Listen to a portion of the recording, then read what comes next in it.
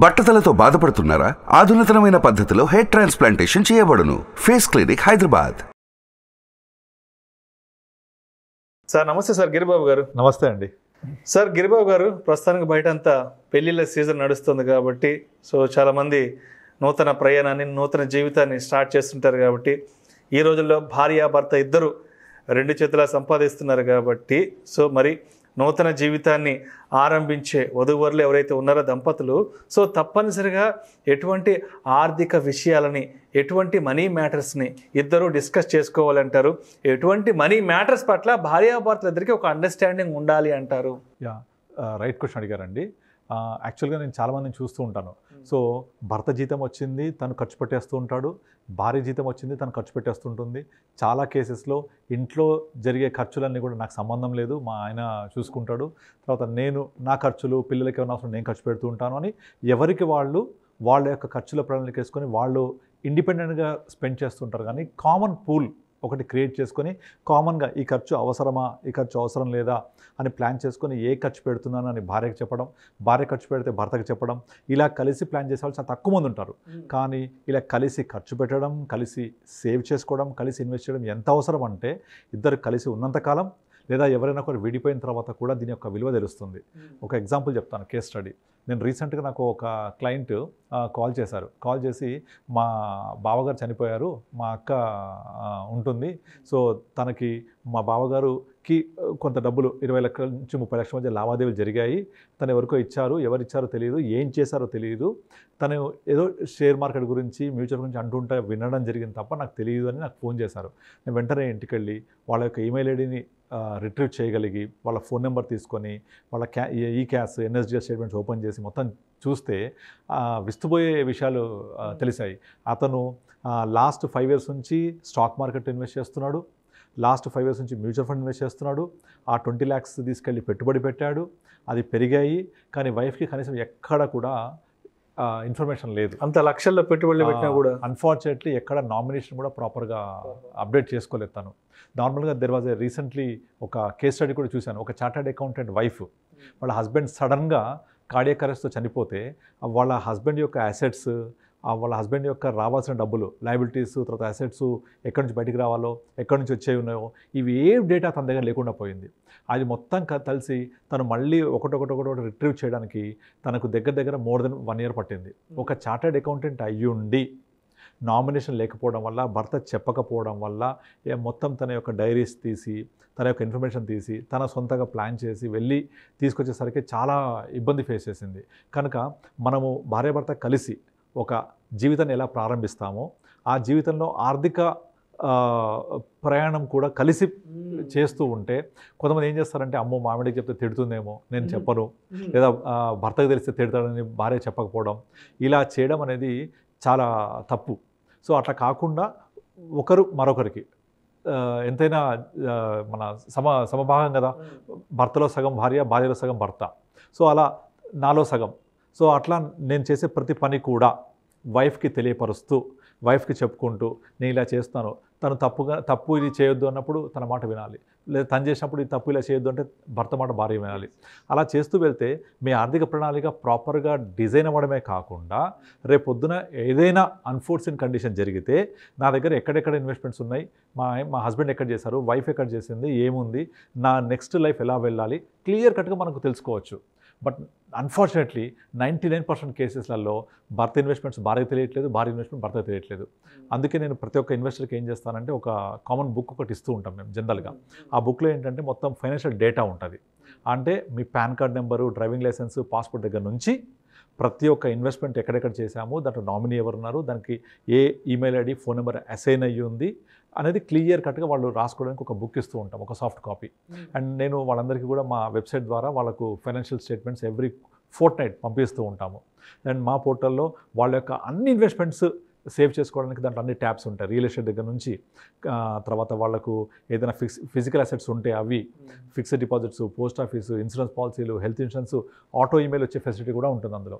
అలా అన్నీ ఒక దగ్గర పెట్టుకొని దాని యొక్క యూజర్ ఐడి, పాస్వర్డ్ వైఫ్కి చెప్పి, తర్వాత ఈమెయిల్ ఐడి, దాని ఈమెయిల్ ఐడి రిట్రీవ్ చేస్తే ఏ ఫోన్ నెంబర్కి ఉండాలి, అలా జనరల్గా ఏంటంటే హస్బెండ్కి వైఫ్ ఫోన్ నెంబర్ రిట్రీవ్ చేసుకునే ఉండాలి, వైఫ్కి హస్బెండ్ నెంబర్ రిట్రీవ్ చేసుకునేలాగా ఉండాలి. అలా పెట్టుకొని ఏదైనా అన్ఫార్చునేట్ కండిషన్ జరిగితే సో వాళ్ళు మళ్ళీ ఒకరి మీద ఇబ్బంది పడకుండా, డిపెండ్ అవ్వకుండా, ఇబ్బంది పడకుండా మొత్తం అన్నీ ఒక దగ్గర చేసుకునేలాగా ఈజీ ట్రాన్స్మిషన్ అయ్యేలాగా ప్లాన్ చేసుకోవాలి. అంటే మీరు అన్నట్టుగా కొత్త లైఫ్ ప్రారంభించే నవ దంపతులు వాళ్ళ యొక్క లైఫ్ని డే 1 నుంచి చేసేటప్పుడు ఇద్దరు కలిసి కనుక ప్రయాణం చేస్తే ఒక 2 చేతులు కలిసి ఎంత బలం ఉంటుంది, అలా 4 చేతులు కలిసి ఇంకెంత బలం ఉంటుంది. సో అలా ప్లాన్ చేసుకోవాలి. అంతేగాని నేను పెట్టే పెట్టుబడి మా అమ్మ వాళ్ళ కోసం నేను ఖర్చు పెడుతున్నాను, మీ అమ్మ వాళ్ళ కోసం నువ్వు ఖర్చు పెట్టు అనేసి నీ ఖర్చు నీది, నా ఖర్చు నాది, పిల్లలది నాకు సంబంధం లేదు, ఇంట్లో రెంట్ నువ్వు కట్టు, ఖర్చు నేను పెట్టు, ఇలా ఎప్పుడు పొరపాటు చేయొద్దు.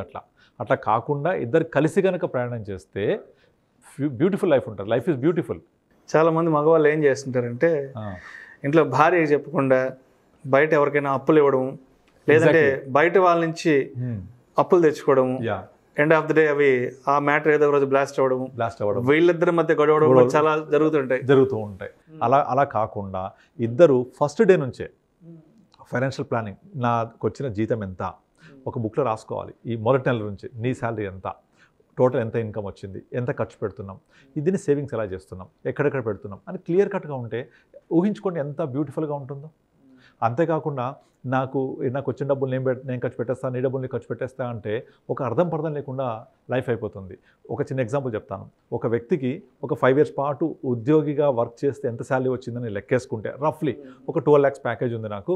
5 years నుంచి రఫ్లీ అరౌండ్ ఒక 5 years బ్యాక్ 10 lakhs ఉండే, ఇప్పుడు 12 lakhs ఉంది.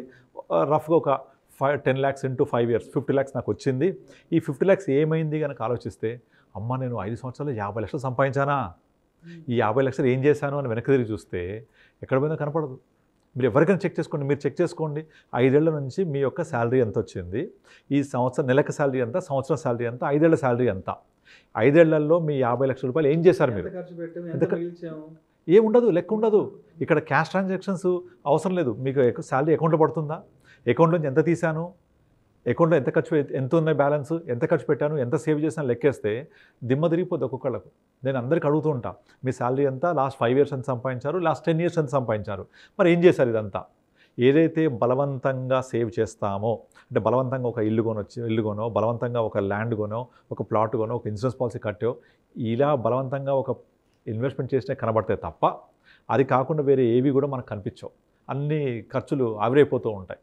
అలా కాకుండా వైఫ్ అండ్ హస్బెండ్ కూర్చొని మన ఇన్కమ్ ఇంత, ఎక్స్పెన్స్ ఇంత అని రాసుకొని, నాకు టోటల్గా ఈ నెల బ్యాలెన్స్ ఇంత ఉంది, నెక్స్ట్ మంత్ శాలరీ ఇంత వచ్చింది, క్యారీ ఫార్వర్డ్ బ్యాలెన్స్, ఇది ఎంత ఖర్చు అవుతుంది, అలా ప్లాన్ చేసుకోండి.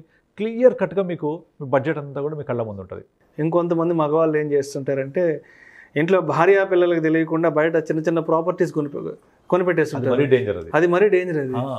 తెలియాలా, వైఫ్ ఏం చేస్తుంది హస్బెండ్ తెలియాలి, హస్బెండ్ ఇచ్చిన వైఫ్ తెలియాలి. పెళ్ళైన ఫస్ట్ మంత్ నుంచే ఇది ప్రాక్టీస్ మీరు స్టార్ట్ చేయండి. అండర్స్టాండింగ్ ఉండాలి, ఫైనాన్షియల్ అండర్స్టాండింగ్. ఒక కామన్ డైరీ పెట్టుకోండి, ఎవ్రీ ఇయర్ డైరీ పెట్టుకొని first month left side husband income, right side wife income, total income received, expense ఏంటి, చాలా ఓవర్. పెద్ద టైం కూడా స్పెండ్ చేయక్కర్లేదు. అప్పులు ఇచ్చాము, ఎవరి దగ్గర అప్పులు తెచ్చుకున్నాము, మేజర్ ఎక్స్పెన్స్ రాసుకుంటే సరిపోతుంది, రిమైనింగ్ మిస్టేనియస్ రాసుకుంటే సరిపోతుంది. ఇంట్లో ఖర్చులు ప్రతి రూపాయి రాయాల్సిన అవసరం లేదు. మిస్టేనియస్ ఎక్స్పెన్స్ ఇంత రఫ్లీ అర్థమైపోతుంది. పాలవాడికి ఎంత, గ్రాసరీస్కి ఎంత అవుతుంది, ప్రొవిజన్స్కి ఎంత ఖర్చు అవుతుంది అర్థమైపోతాయి. ఇవన్నీ తీసేస్తే ఎంత మిగులుతున్నాయి, ఎంత నేను సేవింగ్స్ కోసం పెడుతున్నాను, సో నెక్స్ట్ క్యారీ ఫార్వర్డ్ అలా ప్లాన్ చేసుకుంటూ వెళ్తే మన దగ్గర ఎంత డబ్బులు మిగులుతున్నాయో క్లియర్ కట్గా అర్థమైతే ఒకసారి ఊహించుకోండి మీ ఆర్థిక ప్రణాళిక ప్రాపర్గా డే 1 నుంచి చేసుకుంటూ వెళ్తే ఎంత క్లియర్గా ఉంటుందో. ఇలా కాకుండా అంత ఎక్కడెక్కడో ఖర్చు పెట్టేసి మెస్సేజ్ చేసుకొని అంతా అది వైఫ్కి తెలవకుండా చెప్పకుండా చేస్తే అది ఎప్పటికీ సరికాదు. లైఫ్ అంతా చిందరవందరగానే నడుస్తూ ఉంటుంది. ఎప్పుడైతే ఆర్థికంగా మనం ప్లాన్డ్గా ఉంటామో ఆ ఆర్థిక ప్రణాళిక, ఆర్థిక ప్లాన్ మీకు ఆర్థిక భద్రత, భరోసా ఇస్తుంది. సో నేను పడుకునేటప్పుడు నా దగ్గర ఇంత బ్యాంక్ బ్యాలెన్స్ ఉంది, ఇంత మ్యూచువల్ ఫండ్ బ్యాలెన్స్ ఉంది, ఇంత ఎమర్జెన్సీ ఫండ్ ఉంది అని కనుక అనుకుంటే రేపు పొద్దున నా జాబ్ పోయినా, లే ఆఫ్స్ అయినా నాకు ఏ ప్రాబ్లం లేదు అని కనుక మీకు ఒక భరోసా ఉంటే ఎంత ఆర్థికంగా ఎంత బాగుంటారు, ఆరోగ్యంగా ఎంత బాగుంటారు. ఇప్పుడు 45 years రాగానే మా జాబ్ ఏమైద్దో, లే ఆఫ్స్ అవుతున్నాయి, రెసెషన్ వస్తుందంట, రెసెషన్ వస్తే, లే ఆఫ్స్ వస్తే నా జాబ్ పోతే నా పరిస్థితి ఏంటి, హోమ్ లోన్ ఎలా కట్టాలి, పిల్లల ఎడ్యుకేషన్ ఎలా ఎదుర్కోవాలి, ఇవన్నీ మైండ్లో ఉంటే నిద్ర పడుతుందా? ఆర్థికంగా మనము ఎప్పుడు కూడా అల్టిమేట్గా మనిషికి 2 goals ఉండాలి. పడుకుంటే నిద్ర రావాలి, తినగానే అరిగిపోవాలి. అరగడం కోసం తిరగొద్దు, నిద్రపోవడం కోసం ట్యాబ్లెట్ వేసుకోవద్దు. ఇది ఎప్పుడు జరుగుద్ది? హ్యాపీగా నిద్రపోవాలి అంటే మీకు ఎటువంటి ఆర్థికంగా మన మైండ్లో స్ట్రెస్ ఉండకూడదు. ఆ స్ట్రెస్ ఉంటే నిద్ర రాదు కదా. అలాగే తినగానే అరిగిపోవాలి అంటే ఎటువంటి ఇబ్బంది లేకుండా హ్యాపీగా లైఫ్ లీడ్ అవ్వాలి అంటే మీరు ప్లాన్ చేసుకోండి డే 1 నుంచి వైఫ్ అండ్ హస్బెండ్ కూర్చొని ఎంత సేవింగ్స్, ఎంత ఎక్స్పెన్సెస్, ఎంత ఇన్కమ్ ఉంది, దట్స్ ఆల్. అంతే, వెరీ సింపుల్. ఈ విషయాలు తప్ప అన్నీ మాట్లాడుకుని ఉంటారు. ఈ వీకెండ్ కొత్త సినిమా ఏం వస్తుంది, లేదా ఓటీటీలో ఏం రిలీజ్ అవుతుంది. దీనివల్ల ఆర్థికంగా కాదు, ఇద్దరి మధ్య అండర్స్టాండింగ్ ఎంత పెరుగుద్దో ఒకసారి ఊహించుకోండి. అండర్స్టాండింగ్ పెరుగుద్ది, ఇద్దరి మధ్య కుటుంబం పట్ల ఒక బాధ్యత ఉంటుంది, ఒక భయంతో కూడిన ఒక డిసిప్లిన్ ఏర్పడుతుంది. వైఫ్ అండ్ హస్బెండ్ కూర్చొని వాళ్ళ గురించి వాడట్లా వీడిట్లా మాట్లాడే బదులు ఇద్దరు కూర్చొని మన యొక్క ఆర్థిక ప్రణాళిక ఇలా వేసుకుందాము, మన దగ్గర ఇంత డబ్బులు ఉన్నాయి, ఇంత ఇన్కమ్ వస్తుంది, ఇంత ఎక్స్పెన్స్ అవుతున్నాయి, పిల్లల కోసం ఇలా ప్లాన్ చేసుకుందాము, కొత్త కారు ఇలా తీసుకుందాము, వెకేషన్ ఇలా వెళ్దామని ఒక్కసారి వైఫ్తో కూర్చొని మాట్లాడండి. పెళ్లికి ముందు జరుగుతాయి ఇవన్నీ, పెళ్లికి ముందు, తర్వాత రోజు యుద్ధమే. పెళ్లికి ముందు విపరీతమైన టైం ఉంటుంది మాట్లాడడానికి, పెళ్లి తర్వాత ఫోన్ రాగానే కథం. పెళ్లికి ముందేమో ఎంగేజ్మెంట్ అయిన పక్కన నుంచి గంటలు గంటలు ఫోన్లు మాట్లాడేసుకుంటారు. దానికి మీరైనా ఎక్సెప్షన్ కాదు. ఇలా కాకుండా తర్వాత నుంచి మన చేతుల్లో ఏమి ఉండదు. వైఫ్ అండ్ హస్బెండ్ మంచిగా కూర్చొని ఫైనాన్షియల్ ప్లానింగ్ చేసుకుంటే ఒకసారి ఊహించుకోండి, ఇద్దరు మంచిగా కూర్చొని నేను ఇలా ప్లాన్ చేసుకున్నానని నెలకు 2 సార్లు 3 సార్లు మనకు వచ్చిన ఇన్కమ్ లేదా ఒకసారి అట్లీస్ట్ మనకి ఇద్దరు కూర్చొని మన ఇన్కమ్ని ఇక్కడ రాసుకొని నాకు ఇంత ఎక్స్పెన్స్ అవుతున్నాయి, ఇంత వెళ్తుంది, ఇది తగ్గించాలి లేదా పెంచుకోవాలి, మనకి టార్గెట్ ఉంది అని ఒకసారి ప్లాన్ చేసుకోండి. చూడండి ఎంత బ్యూటిఫుల్ ఉంటుందో లైఫ్. ఎగ్జిక్యూట్ చేసి చూడండి. భయంతో కూడిన ఒక డిసిప్లిన్ ఏర్పడుతుంది. రేపటి నుంచి అనవసరంగా వృధాగా ₹1 ఖర్చు పెట్టాలంటే అమ్మో. సో మా ఆయన తెలియకుండా చీర కొనుక్కుంటే ఆ కిక్కే వేరు, మా ఆవిడ తెలియకుండా ఈ ఖర్చు పెడితే ఆ కిక్కే వేరు. బట్ కలిసి పెట్టండి, ఆ కిక్ ఇంకోలాగా ఉంటుంది. కలిసి ఖర్చు పెడితే కిక్ వేరే లెవెల్లో ఉంటుంది. సో అప్పుడు మీ లైఫ్ ఎంత బ్యూటిఫుల్గా ఉంటుంది. ఆఫ్టర్ ఆల్ ఇప్పుడు న్యూక్లియర్ ఫ్యామిలీస్ అయిపోయినాయి. మనకు పెద్దమ్మ, పెద్దనాన్న, చిన్నాన్న, బాబాయిలు, మామయ్యలు ఎవరు లేరు చెప్పడానికి. మనకు ఆర్థిక గురువు అనేవాళ్ళు మన దోస్తులు, మన ఇంటి పక్క వాళ్ళు, మన కొలీగ్స్, వీళ్ళే. అలా కాకుండా మీ వైఫ్ని కూడా మీ యొక్క ఫైనాన్షియల్ మ్యాటర్స్ చేసి తనతో కలిసి ప్రయాణం చేయండి. ఎంత బ్యూటిఫుల్ ఉంటుందో అర్థం చేసుకోండి. సో అంటే ఇవి కాకుండా ఇంకా అన్ని ఇవే మాట్లాడాలి మెయిన్గా. మీ అమ్మిలా అన్నది, మీ అక్కిలా అన్నది, మీ చెల్లిలా అన్నది అవి వదిలేసి ఈ ఫైనాన్షియల్ మ్యాటర్స్ మాట్లాడుకొని మన యొక్క లైఫ్ని ప్లాన్ చేసుకుంటే ఎంత బ్యూటిఫుల్ ఉంటుంది. ఎప్పుడెప్పుడు వీకెండ్ వస్తే ఊరు వెళ్ళిపోదామా, లాంగ్ వీకెండ్ ఎప్పుడు వస్తే బస్సుకి రిజర్వేషన్ చేసుకుందామా, ట్రైన్కి చేసుకుందామా, ఫ్లైట్కి చేసుకుందామా, ఇదే అయిపోతుంది జీవితం అంతా. అది కొంచెం అందులోంచి బయటకు వచ్చి ఫైనాన్షియల్ ప్లానింగ్ కలిసి ప్లాన్ చేసుకొని ఒకసారి ఇంప్లిమెంట్ చేసి చూడండి.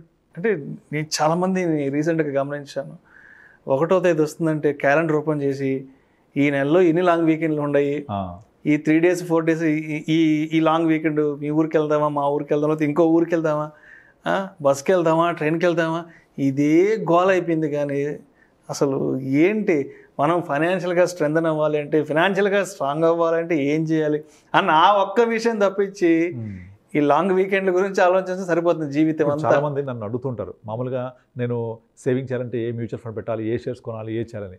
అవి కాదు. సో మీరు ఫస్ట్ ఒక ప్లాన్ చేసుకోవాలి. ఆ ప్లాన్ చేసుకొని ఇంత అమౌంట్ నేను సేవ్ చేయగలుగుతున్నాను నాకు వచ్చిన ఆదాయంలోంచి అని, ఆ సేవింగ్స్ని అట్లీస్ట్ ఎక్కడ పెట్టి మీరు టైం ఇచ్చినా అది పెరుగుతుంది. సో అలా కాకుండా వృధా చేస్తూ పోవద్దు ఆ డబ్బుల్ని. నేను ఇంకొంతమంది నా ఫ్రెండ్స్ని గమనించాను, ఒక 3-4 months అంటే ఒక 3-4 monthsలో ఎన్ని లాంగ్ వీకెండ్లు ఉన్నాయో అవన్నీ లిస్ట్ అవుట్ చేసేసుకొని బస్సులకి, ట్రైన్లకి టికెట్ బుక్ చేసుకుంటారు చాలామంది. ఏంట్రా ఎప్పుడు బుక్ చేసుకున్నావు ఏంటంటే, లేదు నేను 3-4 months బ్యాక్ బుక్ చేసేసుకున్నాను, నేను అప్పుడే క్యాలెండర్ చూసుకున్నాను, ఏప్రిల్లో ఎన్ని లాంగ్ వీకెండ్లు ఉన్నాయి, మేలో ఎన్ని అంటే ఊరు వెళ్ళడానికి కూడా ఒక 6 months ప్రణాళిక వేసుకుంటున్నారు. బస్కి వెళ్ళాలా, ట్రైన్కి వెళ్ళాలా, శుక్రవారం, శనివారం, ఆదివారం ఎప్పుడు సెలవు వస్తుంది, లేదంటే శనివారం, ఆదివారం, సోమవారం ఎప్పుడు వస్తుందని చాలా ప్లాన్గా ఉంటారు. ఊరు వెళ్ళే విషయంలో మాత్రం ఆ ప్లాన్ చేసేది దాంతోపాటుగా లైఫ్ని కూడా ప్లాన్ చేయండి, జీవిత ప్రయాణాన్ని కూడా ప్లాన్ చేయండి. అప్పుడు జీవిత ప్రయాణం ఇంకా సుఖమయంగా ఉంటుంది. ఆ 6 months 3 monthsలో ప్రయాణం కాదు. Life is a beautiful journey. Enjoy the journey. ఆ ఎంజాయ్ చేసేటప్పుడు తోటి ప్యాసింజర్స్ అందరినీ కలుపుకొని వెళ్తే ఇంకెంత బ్యూటిఫుల్గా ఉంటుంది. సో జీవితంలో ఉండే సుఖాన్ని, హ్యాపీనెస్ని అనుభవించాలి. కానీ అన్ఫార్చునేట్లీ చాలామంది నాకు టైం లేదు, బిజీ ఉంటున్నాను, ఆఫీస్ బిజీ, ఏ బిజీ అంటారు. ఓకే, ఒక్కసారి పక్కన పెట్టండి, వైఫ్తో రోజు ఒక హాఫ్ అన్ అవర్ మాట్లాడండి, ఈ ఫైనాన్షియల్ ప్లానింగ్లో ఇన్వాల్వ్ చేయండి. ఎంత బ్యూటిఫుల్ ఉంటుందో అర్థం చేసుకోండి. అప్పుడు మీరు ఎంత కష్టపడుతుందో తనకు తెలుస్తుంది. తను ఎంత ఇంటి కోసం కష్టపడుతుందో మీకు తెలుస్తుంది, ఇద్దరి మధ్య అండర్స్టాండింగ్ అంత పెరుగుతుంది, దానివల్ల ఎంత బ్యూటిఫుల్గా ఉంటుంది. ఇప్పుడు మీకు చాలా కార్టూన్స్ వైఫ్ అండ్ హస్బెండ్ మీద వస్తూ ఉంటాయి కదా, ఏది వైఫ్ని హస్బెండ్ టీజ్ చేయడము, హస్బెండ్ వైఫ్ టీజ్ చేయడం, ఇలా వస్తాయి కదా. అలాంటి వాటి నుంచి ఒక్కసారి బయటకు వచ్చి వైఫ్ అండ్ హస్బెండ్ సఖ్యంగా మంచిగా ఉండే ఒక గుడ్ కపుల్ని ఆదర్శంగా తీసుకొని మీరు మీ ప్లాన్ చేసుకోండి, మీరు ఒకరికి రోల్ మోడల్లా ఉండండి. Then you see the life how beautiful it is. So ఈ ఫైనాన్షియల్ ప్లానింగ్ అనేది ప్రతి ఒక్కరికి అవసరమే. ప్రతి ఒక్కళ్ళు ప్లాన్ చేసుకొని భాగస్వామిని కనుక భాగస్వామ్యం చేస్తే మీ లైఫ్ సూపర్గా ఉంటుంది. Thank you so much Giribabu గారు. థ్యాంక్ యూ అండి. చాలా మంచి టాపిక్ గురించి చాలా హెల్దీగా డిస్కస్ చేసుకున్నాం. Thank you so much sir. Thank you అండి.